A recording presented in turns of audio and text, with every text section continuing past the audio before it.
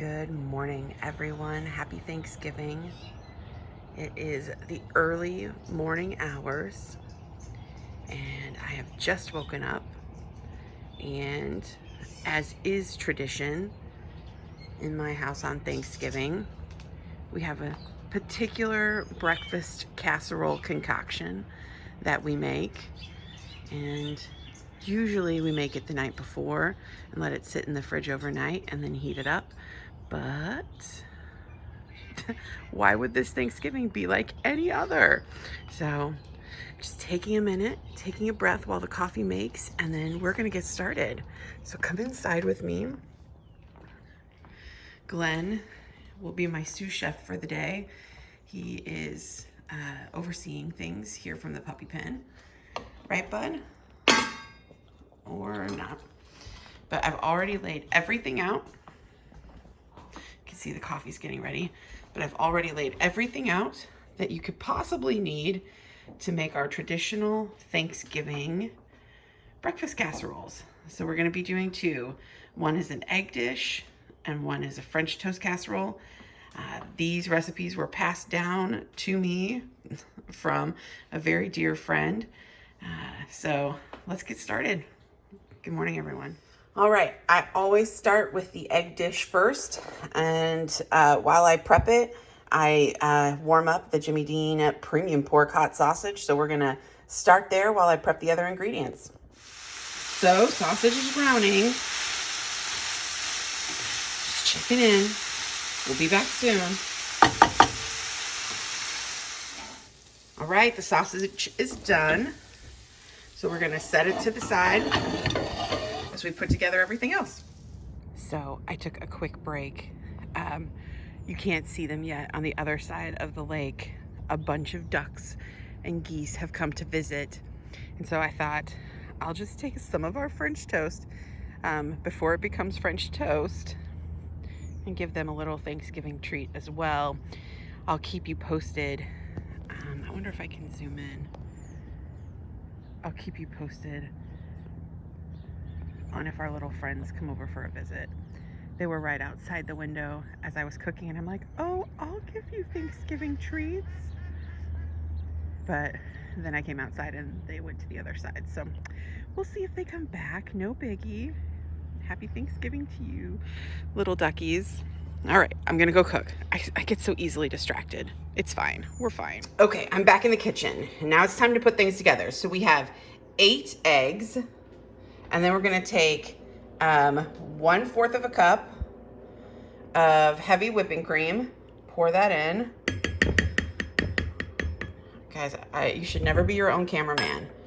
And then you need 1 TBSP, 1 tablespoon of mayonnaise. Let's see if I can do this.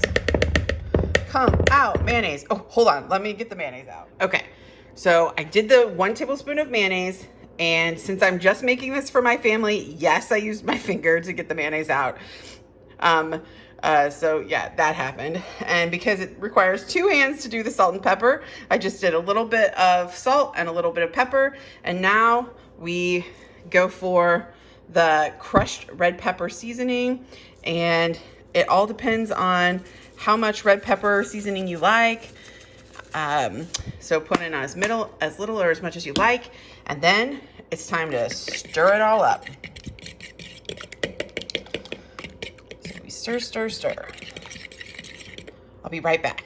All right, once the concoction is mixed up, you're then going to add 1/2 pack of sharp cheddar cheese. Woo! I can just imagine Brandon Schleter right now being like, Amanda, your filming skills are terrible. And then you're gonna do 1/2 pack of Monterey Jack natural shredded. We'll work on my camera skills. So then mix that in.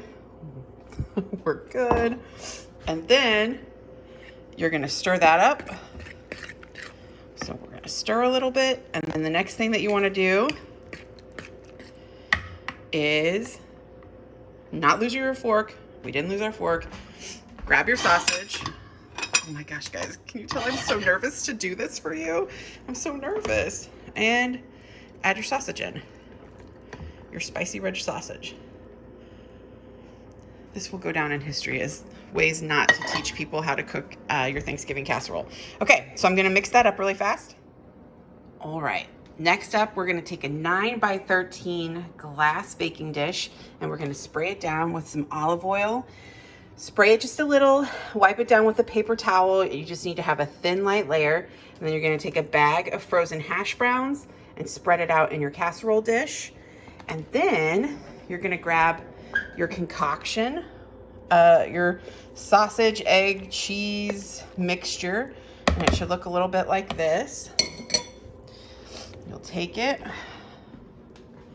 and you're just gonna pour it all throughout the egg mixture and mix it up evenly. That's the most important part because you've got the mayonnaise in there and a couple other things. So you wanna make sure it gets mixed in evenly all throughout your casserole.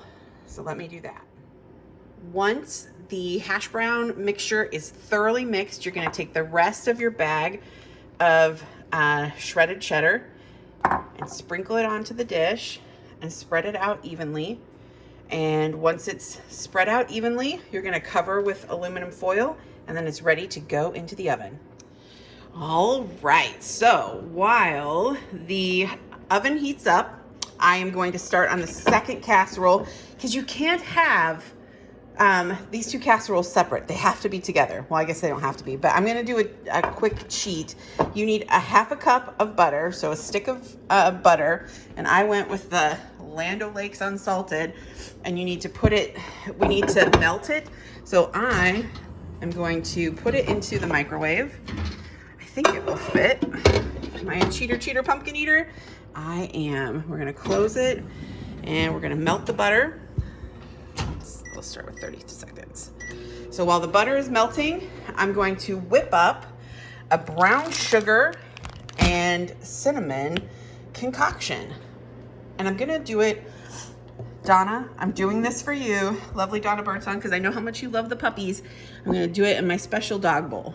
It's a dog person bowl with all different kinds of puppies. So that's where my brown sugar and cinnamon concoction, it's a little Glenn or a little Gladys. Okay, all right, I'm gonna work on that.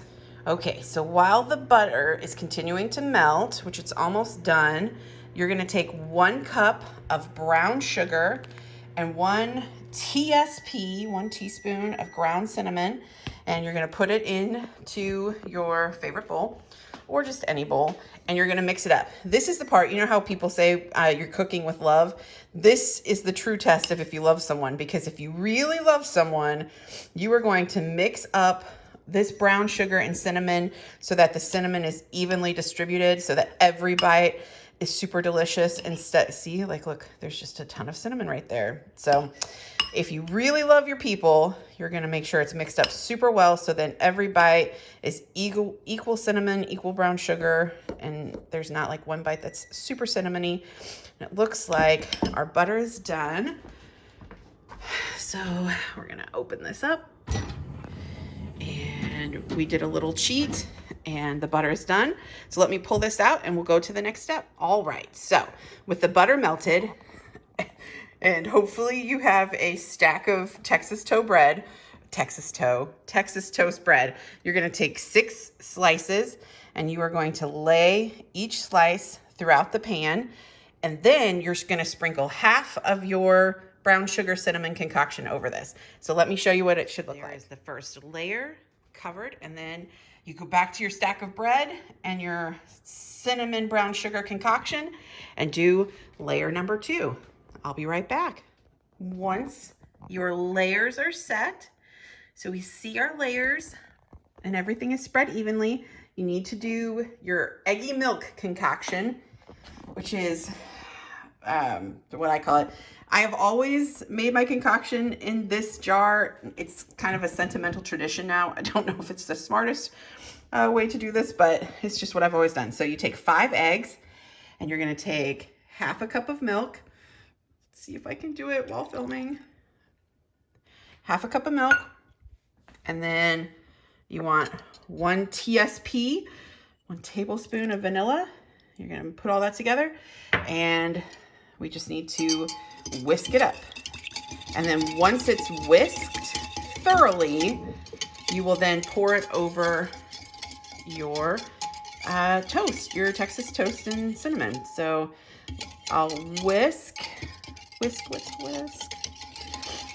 Hey, I'm just gonna say this. For my first time doing anything remotely like this, if no one has gotten nauseous or seasick from my insanely amazing camera angles, I think we are doing really good. Do we think it's whisked? I mean, it looks whisked to me, right? I love that I'm not a cooker by nature. Somebody who is advanced at cooking, like my grandmother, Grandma Darlene, if you're watching this and you're seeing this and you're like, honey, it's whisked. Stop whisking. We're just gonna assume it's whisked. And for those of you who like, it's not whisked enough, I'm sorry. And for those of you who are like, it was whisked hours ago, I'm also sorry. Okay, so here we go. The true test. Can I pour and film? And you want to distribute it evenly. Ooh, I'm pouring and I'm filming. This is like, I'm like living my best life here. Make sure that it gets in the cracks because you want it to sink down to the bottom where all that delicious butter is. Now, normally you should make these casseroles. You should normally make these casseroles at night and let them sit over the fridge or sit in the fridge overnight so that the bread can soak everything up. But that is not what was happening in this moment. So what I'm gonna do is cover this with tin foil and then put that in the oven. And I will meet back up with you in just a second to kind of talk through the cooking or the baking instructions. Here we go. All right, everyone. So casseroles are currently in the oven. It's set at 350. And I put the egg casserole in first with the tin foil.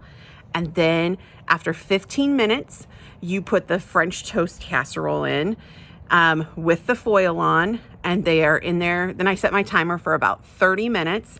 And after the timer goes off, I will take the tin foil off, set another timer for 15 minutes and let it cook without the tin foil on for 15 minutes. And then I will pull it out and it will be ready to eat breakfast. But I'm gonna go ahead and get this video uploaded while everything bakes, and I'll get ready for the day. But I wanted to just share that with you. Once they're out, I'll take a picture and I'll post it in the comment section below so you can see what it looks like when everything is all done. And there are some buildings, I think there are some communities that some of the chefs might have taken my Friendsgiving traditional recipes that we do every Thanksgiving, and I think they might be making them so that you guys can do a taste test of what they look like. So I'll be sharing my pictures of what mine look like. I hope that you guys get a chance to maybe test it and try it. And if anybody's interested in the recipe, I can also put that in the comment section. Just let me know. And I hope you guys have a really good Thanksgiving. I'm really looking forward to all the different things that are going to be happening for Friendsgiving on our Facebook page and YouTube. So stay tuned. And again, so grateful for all of you and looking forward to just having a quiet, peaceful day. I hope everyone's day is filled with calm and peace. Yeah. Happy Thanksgiving. Bye, everyone.